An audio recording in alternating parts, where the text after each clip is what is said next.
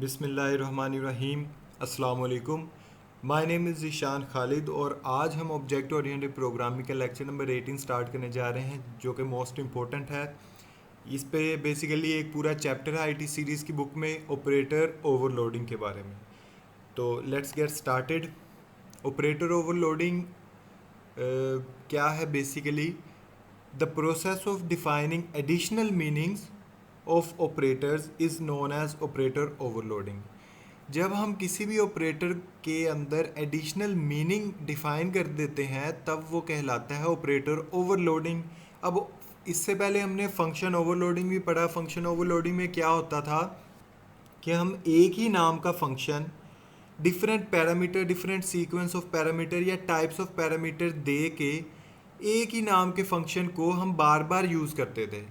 तो उससे क्या होता था कि हमारे पास जो है ज़्यादा मिकदार में जो है वो चीज़ें समझना आसान होती थी, क्योंकि फंक्शंस जो हैं वो ओवरलोडेड हुए होते थे। एक नाम का फंक्शन होता था, तो इस तरीके से उसके अपने जो हैं वो फ़ायदे थे। लेकिन यहाँ पे क्या है, ऑपरेटर ओवरलोडिंग किस लिए यूज़ करते हैं? बेसिकली पहले तो मैं आपको ये बताता चलूँ। It enables an operator to perform different operation depending on the type of operands. जिस टाइप के ऑपरेंड्स होंगे उस तरीके के ये फंक्शंस परफॉर्म करवाएगा ऑपरेटर से। तो ये होता क्यों है? बेसिकली जो यूज़र डिफाइंड डाटा टाइप्स होती हैं उनके साथ हम ऑपरेटर्स नहीं यूज़ कर सकते। जैसे कि हमारी यूज़र डिफाइंड डाटा टाइप्स हो सकती हैं ऑब्जेक्ट्स, क्योंकि हम क्लासेस के ऑब्जेक्ट्स बनाते हैं और उन ऑब्जेक्ट्स के थ्रू हम चीज़ों को या फंक्शंस को कॉल करते हैं, ऐसे ही है। लेकिन उनके साथ हम प्लस या माइनस, मतलब मैं कहूँ कि ए प्लस बी मतलब कि ए मेरा एक ऑब्जेक्ट है। अगर ये ए मेरा एक ऑब्जेक्ट हो, सपोज करो इसके अंदर मैंने कोई वैल्यू रखवाई है 6। सॉरी, ऑब्जेक्ट के अंदर तो वैल्यू नहीं रखवा सकते। तो ऑब्जेक्ट बेसिकली मैं यूज़ करता हूँ फंक्शंस को कॉल करने के लिए, मेन में एग्जीक्यूट कराने के लिए। तो ऑब्जेक्ट को मैं प्लस दूसरे ऑब्जेक्ट में नहीं करवा सकता।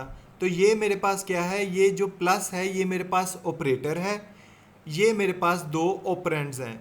अब इस चीज़ को एनकाउंटर करने के लिए हम ऑपरेटर ओवरलोडिंग यूज़ करते हैं, ताकि हम ऑब्जेक्ट्स में भी प्लस या माइनस करवा सकें। तो वो किस तरह से करवाएंगे वो हम देखेंगे आज। The basic arithmetic operators such as plus, minus, multiply, divide, ये ऑपरेटर से आप बखूबी वाकिफ़ हो कि ये ऑपरेटर्स किस लिए हम यूज़ करते हैं। Normally work with basic types के साथ हम इन्हें यूज़ करते हैं, जैसे इंट हो गया, फ्लोट, लॉन्ग, ईटीसी। इन डाटा टाइप्स के साथ हम प्लस, माइनस, मल्टीप्लाई, डिवाइड को यूज़ करते हैं। The application of these operators with basic types are already defined in the language. In types के साथ इसको किस तरह से इन ऑपरेटर्स को यूज़ करना है ये ऑलरेडी इस लैंग्वेज के अंदर डिफाइन की गई होती हैं चीज़ें। However, an error will occur if these operators are used with user defined objects. अगर हम इन्हीं ऑपरेटर्स को यूज़र डिफाइंड ऑब्जेक्ट्स के साथ यूज़ करेंगे तब हमारे पास क्या आएगा, एक एरर आएगा, जो मैंने आपको अभी एग्जांपल में बताया है। अब इसकी एक और एग्जांपल करते हैं।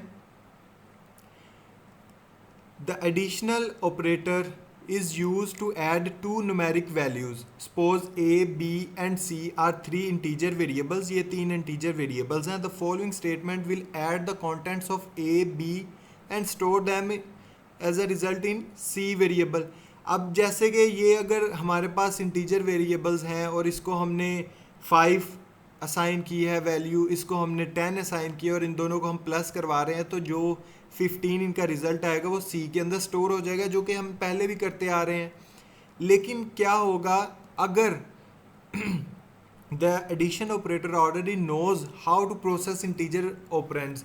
अब ये बेसिकली क्या है, इसका बी जो है ऑपरेंड है, ए जो है ऑपरेंड है, ऑपरेटर क्या है ये प्लस, ये इज इक्वल टू का साइन भी ऑपरेटर है और सी क्या है, ऑपरेंड है। तो बेसिकली क्या है कि सी प्लस प्लस को या इस लैंग्वेज को ऑलरेडी पता है कि इन दो ऑपरेंड्स को किस तरह से हमने प्लस करना है, but it does not know how to process two user defined objects, अगर यूज़र डिफाइंड ऑब्जेक्ट्स होंगे तो उनको किस तरह से इसने प्लस करना है इसको ये मालूम नहीं होगा। The above statement will generate error if A B and C are objects of the class. अगर यही तीन ऑब्जेक्ट होंगे क्लास के तो फिर उसे ये नहीं पता चलेगा कि ए को बी में किस तरह से प्लस किया जाए और उनका आंसर किस तरीके से सी में सेव कराया जाएगा, क्योंकि ए के पास ऑब्जेक्ट के पास कोई वैल्यू नहीं होती, बल्कि ऑब्जेक्ट तो बेसिकली एक रेफरेंस होता है किसी भी क्लास के डाटा मेंबर या मेंबर फंक्शन को एक्सेस करने के लिए। However, operator overloading can enable the additional operator to manipulate two objects. लेकिन क्या है, इस चीज़ को पॉसिबल करने के लिए हम ऑपरेटर ओवरलोडिंग का यूज़ करते हैं। फिर हम जो है मैनिपुलेट कर सकते हैं टू ऑब्जेक्ट्स को, मतलब अगर ए कोई ऑब्जेक्ट है और बी भी कोई ऑब्जेक्ट है और हम यूज़ कर रहे हैं ऑपरेटर ओवरलोडिंग को, तब हम इसको इस तरीके से प्लस करवा सकते हैं और कोई एरर भी हमारे पास जनरेट नहीं होगा। अब ये किस तरह से पॉसिबल है? ओवरलोडिंग एन ऑपरेटर किस तरह से है? An operator can be overloaded by declaring a specific member function in the class. सबसे पहले तो हमने एक काम करना है, एक स्पेसिफिक मेंबर फंक्शन डिक्लेयर करना होता है क्लास के अंदर, जो बताएगा कि अब ऑपरेटर ओवरलोडिंग हो रही है।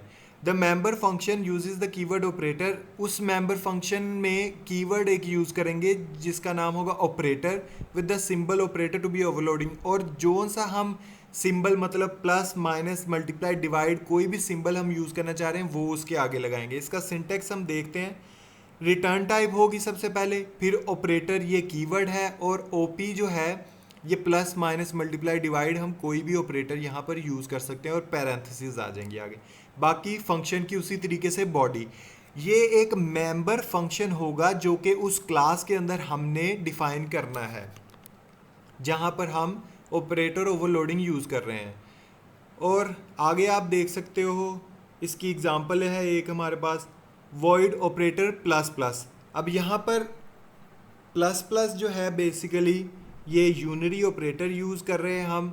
यहाँ पर कोई भी ऑपरेटर आ सकता है, सिंपल प्लस भी आ सकता है, सिंपल माइनस भी, माइनस माइनस भी आ सकता है। कोई भी ऑपरेटर जो हम ओवरलोड करना चाह रहे हैं वो आएगा यहाँ पे। मतलब कि ऑब्जेक्ट्स को आपस में मैनिपुलेट करने के लिए जिस ऑपरेटर का हम यूज़ करना चाहते हैं वो यहाँ पर लिखेंगे हम। उसके बाद इसकी फंक्शन की बॉडी।